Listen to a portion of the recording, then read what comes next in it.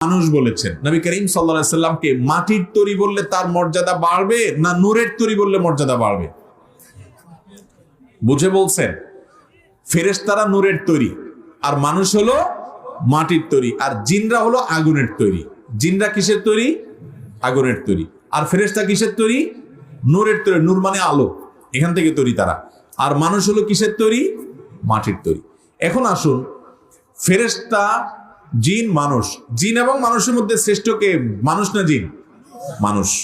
আল্লাহ কোরআনে বলছেন ওয়ালাকাদ কাররামনা বানি আদম, মানুষকে আমি সম্মানিত করেছি, এটা শ্রেষ্ঠ।